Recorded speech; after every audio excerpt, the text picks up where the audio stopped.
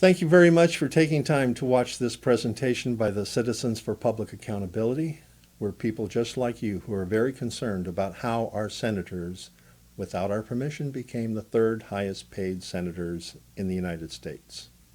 But in order to understand our story, we have to go back to the beginning, which is the Declaration of Independence.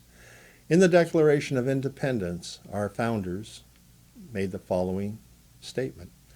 Governments are instituted among men deriving their just powers from the consent of the governed. That's us. We are the governed. We are the people that elect officials to government, and supposedly those officials will represent us. So let me ask you this question. How many of you authorized a 54.5% pay raise for our elected officials? I know I didn't. So where does this 54.5% number come from? Well, currently our senators are making $85,000 a year. Prior to this, they were making $55,000 a year. That's $30,000. And when you take the $30,000 and divide it by their base salary, we come up with a 54.5% increase. So how did we get to $85,000? We did it in two steps. Step one was a technical adjustment. In that technical adjustment, they went from 55,000 to 61, 11% increase. Now, when the news of this hit the public, Senator Bob Klitsky pointed out that this was potentially an illegal raise, even though it was a technical adjustment. And the reason it was potentially illegal was there was no public hearing and no notice. Step two, we went from $61,000 to $85,000. It was a $24,000 pay raise, or 39%. I don't know about you, but I've never in my life gotten a 39% pay raise. But what makes this really bad is it was post-election. Just imagine how different the campaign would have been in 2014 if all the candidates for office had told us that upon election we will vote ourselves a $24,000 pay raise. How many of you would have voted for those senators? I certainly wouldn't have. Again, it was potentially illegal because they did it with no notice and no public hearing. But what was really a problem for me and many other people was the fact they made it retroactive to the preceding year. So, in other words, on the 27th or 28th of November, our senators got a $24,000 bonus just in time for Christmas shopping. Now, their supporters tell us that Guam senatorial compensation is comparable to that of many of their counterparts in the U.S. Let's take a look at that claim. Here are the only 12 states that pay their elected officials more than $50,000.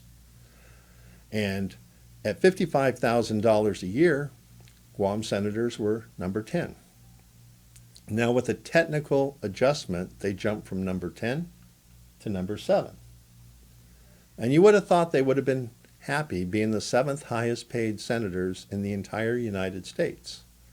But they thought to themselves, if 7 is good, 3 is better. And that's where we are today.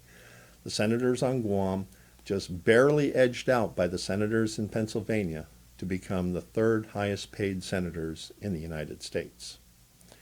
Well, a lot of their supporters will tell you that our senators work hard. They really do work hard, and therefore they deserve $85,000 a year.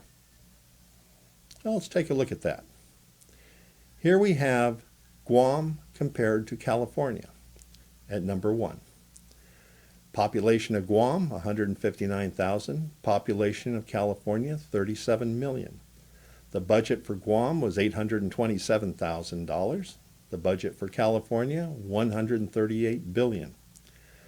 Now, the salary in California is higher, but look at the representation. Each senator on Guam represents 10,624 people. Each senator in California represents twice the population of Guam. And then we look at the cost. It's very important. Here on Guam, every man, woman, and child pays $8 a year for our senators. In California, they pay 31 cents a year for each senator. Number 2, Pennsylvania. 12 million, nearly 13 million people, nearly $30 billion budget, and the senators in Pennsylvania only earn $338 more than Guam. Each senator in Pennsylvania represents about a third of the population of Guam, and each senator in Pennsylvania costs their citizens $1.69 a year. Number 4, New York. 20 million people, $141 billion budget, and their senators earn less than the senators here on Guam. And their senators represent each senator almost represents the population of Guam at a cost per man, woman, and child of 60 cents per year. But up to this point, we've been talking about states. Let's take a look at an island, Puerto Rico. Nearly 4 million population, nearly 10 billion budget. The senators there earn 12,000 less than senators on Guam, and senators in Puerto Rico represent nearly 1/3 the population of Guam at a cost per citizen of $1.54. But Puerto Rico's in the Atlantic. Let's look at something a little closer to home, like Hawaii.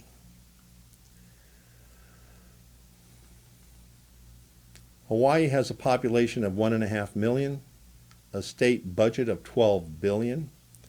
The senators there earn about 2/3 what the senators on Guam make, and each senator in Hawaii represents about 18,000 people, 8,000 more than the senators on Guam, at a cost less than half of senators on Guam. But the last state that pays more than $50,000 a year is Alaska, and they have 4 times the population of Guam, 6 times the budget. They earn 2/3 of what Guam senators, less than 2/3 what Guam senators make, and each senator in Alaska represents 3 times as many people as Guam does, at a cost of $1.42 per citizen. So what is the justification for that $85,000 a year? Obviously, the senators on Guam don't work harder than the senators in those other states. So what could their justification possibly be? Well, the senators have told us that we needed to pay them $85,000 a year to attract better qualified people to run for office. Well, if that's true, that's kind of, when I hear that, it's almost like we're being held hostage. That in order for us to get good government, we have to pay more. This is the #1 selling magazine of 1973, and I think it captures that statement accurately. But if we needed to pay $85,000 to attract good senators, what kind of people ran for office at 61? What kind of people were attracted to public service at $61,000 a year? That's right. Every single one of the current sitting senators ran for office when the compensation was $61,000 a year. So obviously it wasn't the money that attracted them to the public office. Which brings us to this statement here. Integrity is what you do when no one is watching. And that's important when we consider how our senators became the 3rd highest paid senators in the United States, especially with the retroactive. So, why should we trust them? Why should we trust their statements when you consider that they were elected on November 4th, 17 days later, Acting Governor Ray Tenorio sent a bill to House Speaker Judy Wonpat. And in that bill, they violated the standing rules of the legislature on special sessions. But that wasn't it. They didn't stop there. They also violated Government of Guam law on special meeting notice They violated government of Guam law on the definition of emergency conditions under which they could call special meetings. And then they violated government of Guam open government law. And then just a couple of days later, remember, the 21st was a Friday. On the following Tuesday, they signed their pay raise into law. So if you can't trust the people who write the laws to follow the laws, who can you trust? That's why I bring this up. All evil needs to triumph is for good men to do nothing. And by watching this video, you are doing something. So, when I look at the pay raises, here's the concerns I have. Strike one, an 11% raise with no hearing.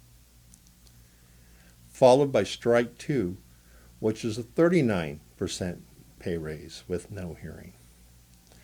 Now, when that pay raise passed, Senator Mike Nicholas was quick to introduce a bill to repeal the pay raises.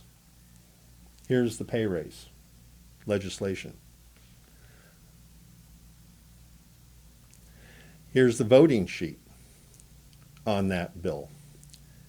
Senator Atta voted to keep the money.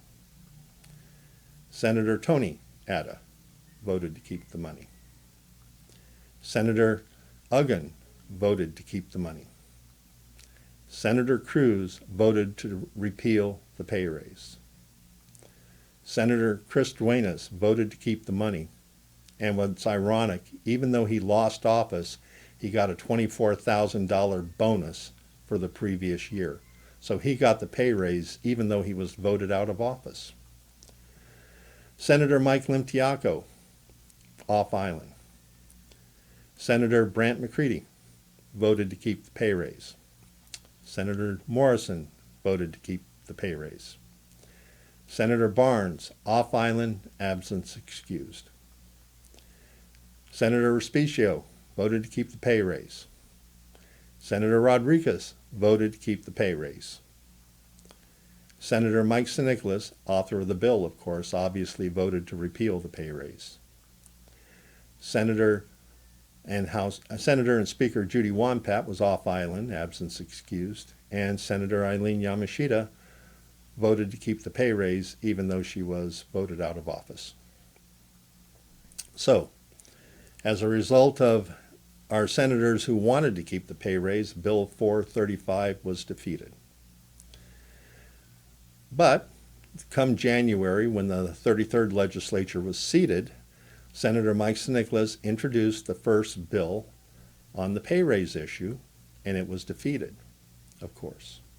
But part of the bill survived, and that part of the bill that survived required that all future changes in compensation for the governor and lieutenant governor, public hearings were mandatory. Now remember that. That becomes important later on. In October of 2015, the students of Simon Sanchez did a survey and discovered that 76% of Guam's voters were upset and opposed the pay raise for elected officials. Now that was at the end of October, and our senators were quick to jump on the bandwagon, and they held public hearings in November of 2015. And in those public hearings, a lot of people came out and testified in opposition of the pay raises. I testified on behalf of the Citizens for Public Accountability because when we read the bill, we saw that the bills were doomed to fail.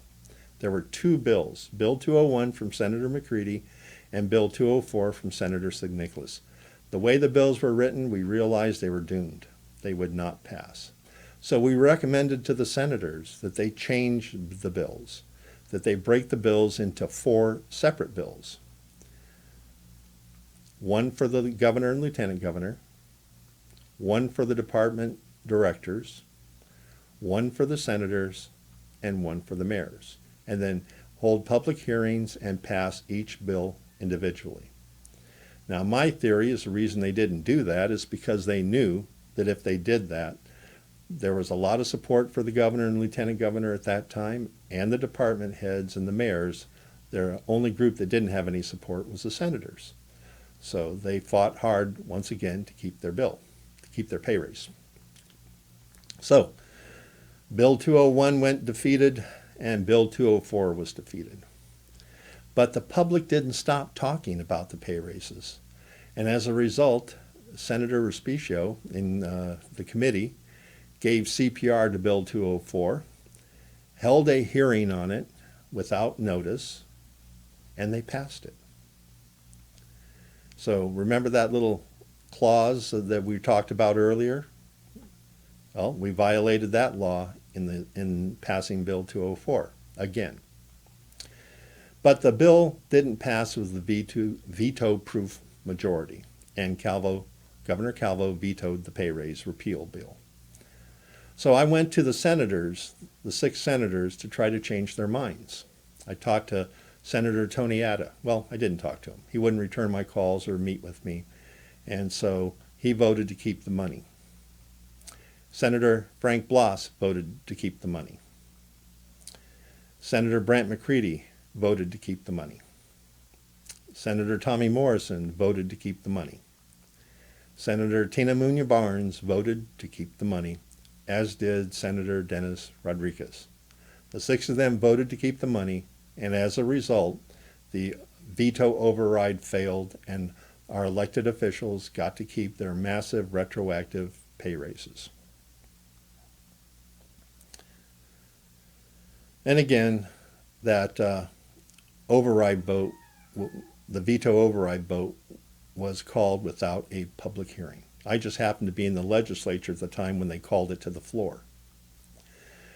Which brings us to this quote by Socrates: "If you always do what you've always done, you will always get what you've always got."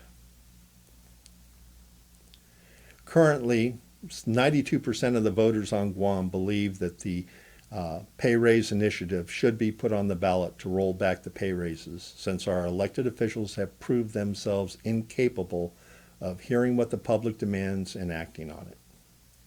And that's why we have put together the Elected Official Compensation Act that will be on the ballot this coming November. In that initiative, we are proposing to roll back the raises for the governor, the lieutenant governor, and senator salaries to the 2014 level. And the second part is to make sure that all future pay raises for public officials, elected public officials, are done by public referendum. In other words, if they want to raise their salaries, they have to put it on a ballot and get approval from the people, the governed. Naturally, our senators don't like that idea. And that's why we are focusing on the Gang of 6 who fought so hard to keep the pay raises. Senators Morrison, McCready, Barnes, Atta, Rodriguez, and Frank Bloss, and I added Respicio, so we've raised the Gang of 6 to the Gang of 7 because of the efforts that Senator Respicio has gone through to engineer the situation to make sure that the pay raises stay in place. But we can do something about it this coming primary election. Your vote controls Guam's future, and so we are encouraging everybody out there to make sure that you register to vote. And if you aren't sure if you're registered or not, go to your local village mayor's office and make sure that you are registered to vote, because your vote controls Guam's future. If you want more information on this presentation or upcoming presentations, you can go to our website at guamc4pa.org, or you can look at our Facebook page, facebook.com/guamc4pa. And in upcoming videos, we will talk about what kind of government we have gotten for our money. I thank you very much for watching this video, and I ask that you share this video with your friends and family and associates, and together we can take control of the legislature away from professional politicians and special interests and make it once again the people's house. Thank you.